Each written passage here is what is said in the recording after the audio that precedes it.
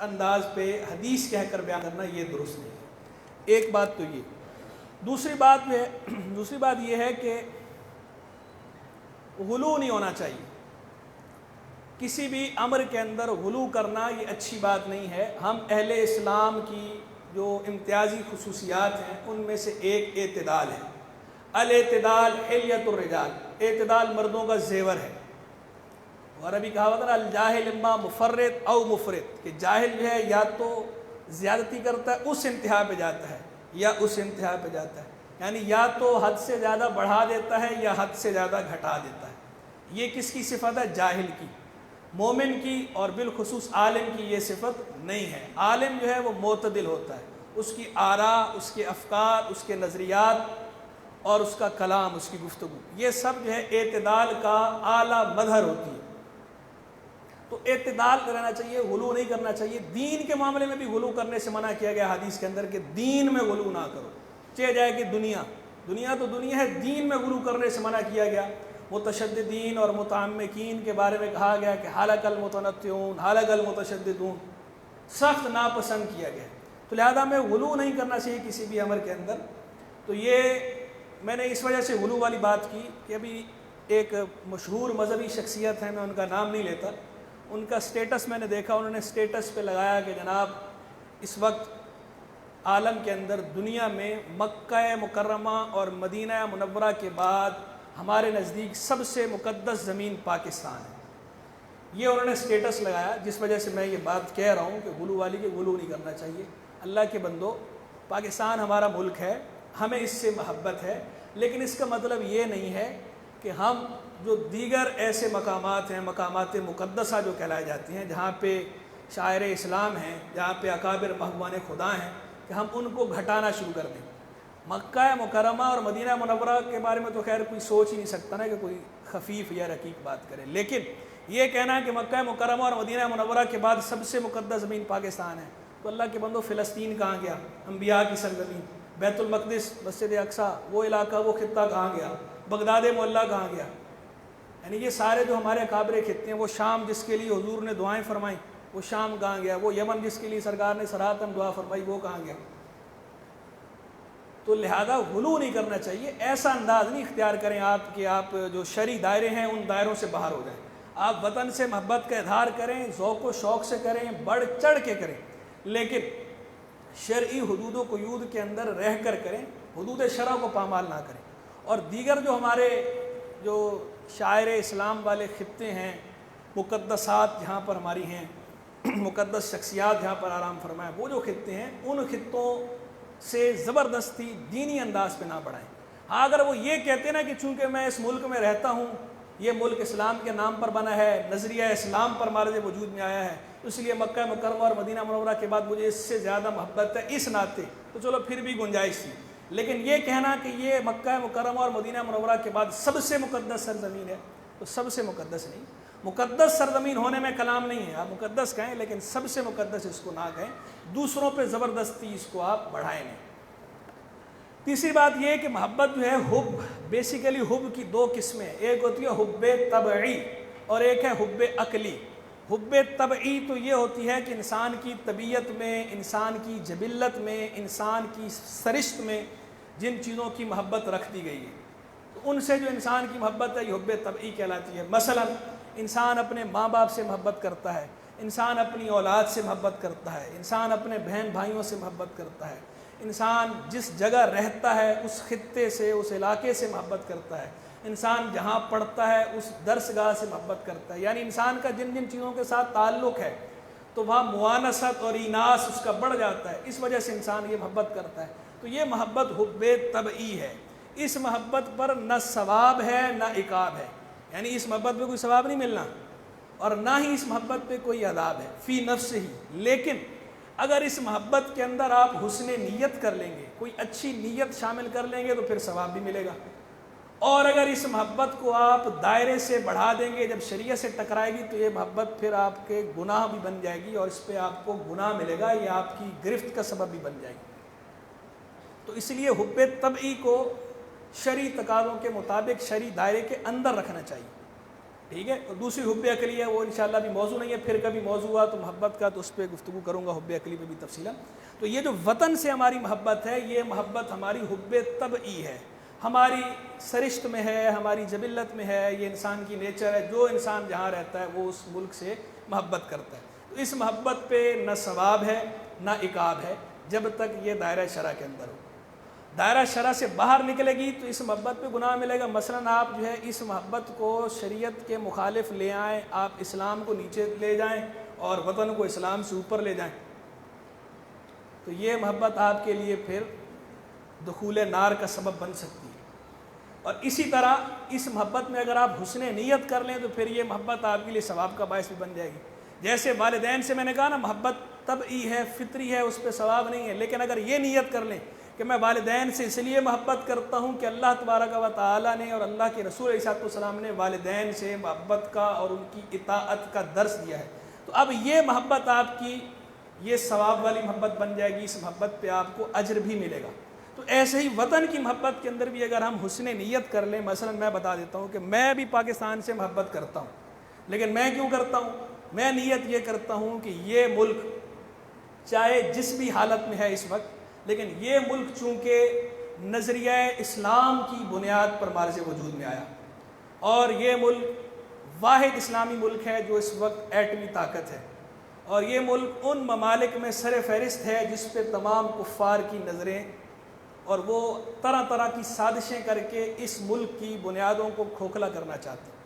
تو یہ ملک اسلام کا قلعہ ہے، جس بھی حالت میں ہے، اپنی مثالی حالت میں نہیں ہے اگرچہ، لیکن اس گئی گزری حالت میں بھی یہ ملک اس وقت اسلام کا قلعہ ہے. تو چونکہ یہ اسلام کا قلعہ ہے، چونکہ غیر مسلم سارے جو کفار ہیں وہ مل کر اس کو مٹانے کے درپے ہیں، اور میں یہ اسلام کا قلعہ اس کو بچانا چاہتا ہوں، اس ناطے میں اسلام کے اس قلعے سے محبت کرتا ہوں اور کرتا رہوں گا، اور ہر ایسی چیز سے بچوں گا اور دوسروں کو بچانے کی کوشش کروں گا جو اس ملک کو کمزور کرے. تو اب میری جو یہ محبت ہے، یہ اگرچہ حب طبعی تھی، لیکن چونکہ میں نے اس کے اندر اچھی نیت کر لی، اللہ کی رضا والی نیت بیچ میں آ گئی، شامل ہو گئی، تو اب یہ حب طبعی یہ باعث ثواب ہے، اس پہ مجھے اجر بھی ملے گا. تو اس لیے ہمیں اس کے اندر حسن نیت بھی کر لینا چاہیے. دو باتیں ہو گئیں. تیسری عام بات یہ ہے کہ بیٹا آپ لوگ، بالخصوص آپ طلبہ سے میں جو ہے وہ مخاطب ہوں، چونکہ آپ لوگ پڑھتے ہیں، بعض اوقات ایسا ہوتا ہے کہ علم کا خمار بھی ہوتا ہے نا، آدمی 2-4 کتابیں پڑھ لیتا ہے تو اپنے آپ کو توپ سمجھنا شروع کر دیتا ہے. یہ چاہے دنیاوی تعلیم ہو چاہے دینی تعلیم ہو، دیکھنے میں یہ آیا ہے کہ علم ہے، وہ اپنے ساتھ اپنے ثمرات تو رکھتا ہے. تو علم کی وجہ سے فضیلت بھی ہے انسان کو. تو دنیاوی علم ہو یا دینی علم ہو، جسے تھوڑا سا بھی علم دوسروں کے مقابلے میں زیادہ آ جاتا ہے تو وہ اپنے آپ کو پھر یوں سمجھنا شروع کر دیتا ہے، انا ولا غیری، ہم چوما دیگر نیست، آئی ایم سم تھنگ، نہیں، وہ آئی ایم ایوری تھنگ سمجھنا شروع کر دیتا ہے، یعنی اپنے آپ کو عقل کل سمجھنا شروع کر دیتا ہے. تو اس کے بعد پھر وہ دوسروں کو ایک تو حقیر سمجھتا ہے، دوسرا دوسروں کی ہر بات پہ اعتراض کرتا ہے، ہر بات پہ کیڑے نکالتا ہے. تو یہ اچھی عادت نہیں ہے. اسی لیے تعلیم کے ساتھ تزکیے کی جو بات فرمائی گئی ہے نا قرآن و حدیث کے اندر، تعلیم کے ساتھ، علم و حکمت کی تعلیم کے ساتھ تزکیہ بھی ہے. اور انبیاء کرام علیہ السلام کے جو بنیادی فرائض بیان کیے گئے ان کے اندر کتاب و حکمت کی تعلیم کے ساتھ ساتھ تزکیہ بھی شامل تھا. وہ تزکیہ اسی لیے ایک کیتھارسس کرنے کے لیے کہ انسان علم حاصل کرے، اور علم حاصل کرنے کے نتیجے میں وہ جو اس کے نفس کے اندر جو بڑائی آ جاتی ہے اس کا تزکیہ بھی ضروری ہے. تو ایک تو تزکیہ نفس ضروری ہے. دوسری بات یہ ہے کہ یہ 4 کتابیں پڑھ کے ہر بات پہ اعتراض کرنا یا ہر بات پہ کیڑے نکالنا یہ اچھی بات نہیں. آپ کے اندر بیٹا جستجو ہونی چاہیے علم کی. آپ سوال کریں، سوال کرنے کی آپ کو اجازت ہے. کوئی بات آپ کو سمجھ میں نہیں آئی اس کے لیے آپ سوال کرتے ہیں، آپس میں تکرار کرتے ہیں. وہ جتنی آپ تکرار کریں علم کی اتنا اچھا ہے، اتنا ہی آپ کے لیے فائدہ مند ہے، نافع ہے. لیکن اعتراض کی عادت جو ہے یہ آپ پیدا نہ کریں.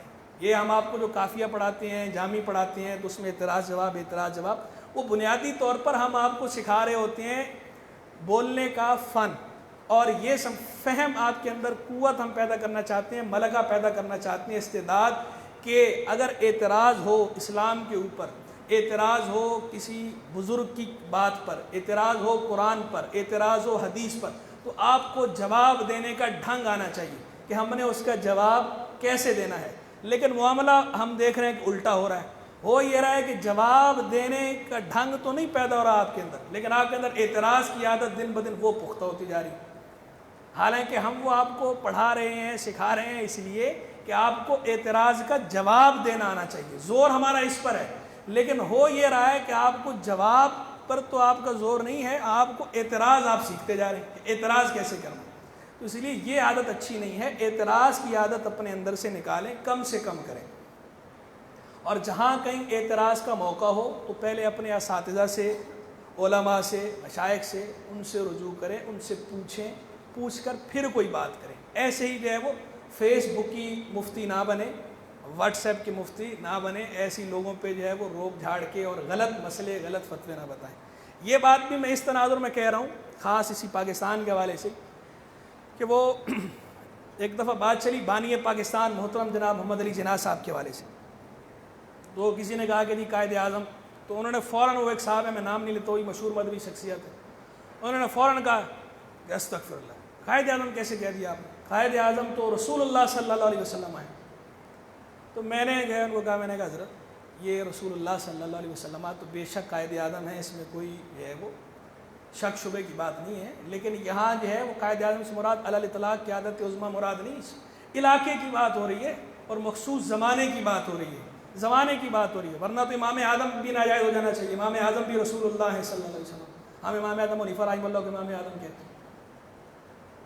تو اس پر انہوں نے کہا کہ اچھا چلو، اگر جو ہے وہ علاقے کی اور زمانے کی بات ہے تو اس زمانے میں اعلیٰ حضرت تھے، علاقہ ہندوستان اور جو ہے وہ زمانہ اعلیٰ حضرت قائد اعظم تھے، اعلیٰ حضرت قائد اعظم تھے. تو میں نے ان سے کہا کہ حضرت بات دراصل یہ ہے کہ اعلیٰ حضرت بے شک قائد اعظم ہے ہمارے، ہم ان کو مانتے ہیں، لیکن یہ جو القاب ہوتے ہیں، القاب کے بارے میں ہمیں ضابطہ معلوم ہونا چاہیے کہ القاب کا ضابطہ کیا ہے. القاب اکثر القاب جو ہے یہ مطلق نہیں ہوتے، یعنی ایبسولوٹ نہیں ہوتے، یہ مقید ہوتے ہیں، مشروط ہوتے ہیں، کنڈیشنل ہوتے ہیں. القاب کے اندر 3 قیود ملحوظ ہوتی ہیں. کتنی؟ 3 قیود ملحوظ ہوتی ہیں. ایک عصر، دوسری مصر، تیسری جہت. عصر معنی زمانہ، مصر معنی علاقہ، اور جہت یعنی حیثیت. تو یہ 3 قیود اکثر القاب میں ملحوظ ہوتی ہیں. تو یہاں بھی ایسے یہ تینوں قیود ملحوظ ہیں. یہاں علی الاطلاق قیادت عظمیٰ مراد نہیں. اسی طرح یہاں دینی قیادت عظمیٰ مراد نہیں. اعلیٰ حضرت تو دینی قائد اعظم بنے نا اپنے زمانے میں، اپنے علاقے میں. یہاں دینی، کسی کا بھی جب کوئی قائد اعظم کہتا ہے تو کسی کا بھی قیادت عظمیٰ دور کی بات ہے، مذہبی قیادت کی طرف ذہن ہی نہیں جاتا، نہ بولنے والوں کا نہ سننے والوں کا. بھئی جناح صاحب کو مذہبی قائد کون کہتا ہے؟ کوئی کہتا ہے کہ جناح صاحب مذہبی قائد تھے، بہت بڑے علامہ تھے، فہامہ تھے، یا اپنے زمانے کے کوئی غوث تھے، کتب تھے؟ کوئی یہ کہتا ہے؟ کوئی بھی نہیں کہتا.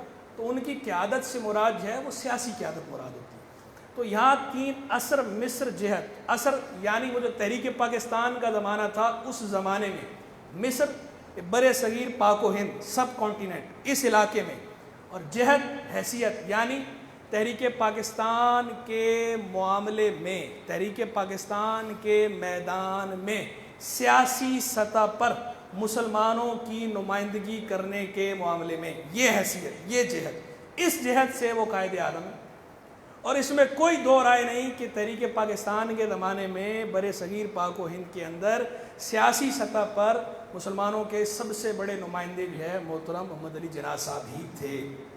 تو اب یہ القاب بالکل، لقب جو ہے شرعاً بالکل درست ہے، اس میں کوئی شرعی گرفت نہیں ہے.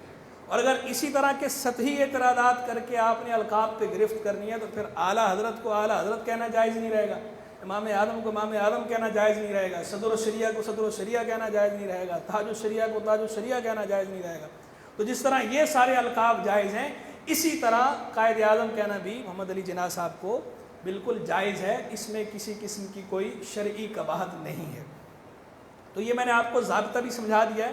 ہمارے پاس باقاعدہ اس کا جو ہے استفتاء بھی آیا تھا، اور دارالفتاء سے ہم نے باقاعدہ تحریری فتویٰ بھی جاری کیا تھا ڈیٹیل میں اس پر، اس کے جواز پر. تو یہ جائز ہے. ہاں زیادہ سے زیادہ یہ اگر آپ کا دل نہیں مانتا آپ نہ کہیں، لیکن جو کہہ رہے ہیں آپ ان پہ اعتراض نہ کریں، مسئلے کی نوعیت سمجھیں. ایسے اعتراض نہ کریں جس سے اگلا یہ سمجھنے پر مجبور ہو جائے کہ آپ جہل مرکب کا شکار ہیں۔ یقیناً آپ نے پڑھا ہی ہوگا نا جہل بسیط جہل مرکب، کچھ نے پڑھ لیا کچھ پڑھیں گے آگے۔ جہل بسیط تو یہ ہوتا ہے کہ آدمی کو کسی چیز کا پتہ نہیں ہے، اور جہل مرکب کیا ہے کہ آدمی کو اس چیز کا پتہ نہیں اور یہ بھی پتہ نہیں کہ مجھے پتہ نہیں۔ دو جہل ہو گیا نا، مرکب ہو گیا۔ وہ اس طرح کہ آدمی کو جب غلط چیز کا پتہ ہوتا ہے نا، جب آدمی کسی چیز کو صحیح چیز کو غلط جانتا ہے یا غلط کو صحیح جانتا ہے، تو یہ جہل مرکب ہے نا، کہ وہ سمجھ رہا ہے مجھے پتہ ہے، حالانکہ در حقیقت اسے پتہ نہیں ہے۔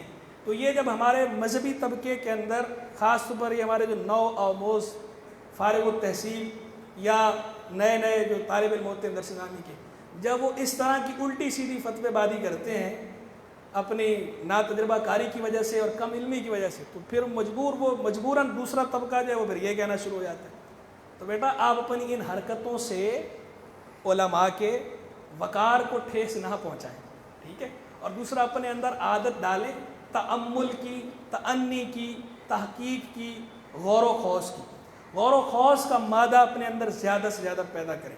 کسی بھی بات پہ فوراً رائے دینا یہ اچھی عادت نہیں ہے۔ کوئی بات آپ کے سامنے آئے، کوئی بھی معاملہ آپ کے سامنے آئے، آپ کسی بھی سٹیج پہ چلے جائیں، کسی بھی بڑے فورم پہ آپ چلے جائیں، آپ کی عمر جتنی بڑھ جائے، آپ کا علم جتنا بڑھ جائے، لیکن یہ آپ اپنے پلے باندھ لیں ہمارے یہ خیر خواہانہ کلمات، یہ آپ کو نصیحت بھی ہے اور ان معنوں پر وصیت بھی ہے کہ اس کو وصیت بھی سمجھیں، کیونکہ زندگی موت کا تو کوئی بھروسہ نہیں ہے نا، کسی کوئی یہ بتا تو نہیں سکتا حتمی طور پر کہ میرا یہ ٹائم ہے۔ بہرحال یہ ہماری طرف سے نصیحت بھی ہے، وصیت بھی ہے کہ اپنے اندر تأمل، تأنی، غور و خوض، جستجو، تحقیق کا مادہ پیدا کریں اور کسی بھی بات پر فوراً رائے نہ دیں۔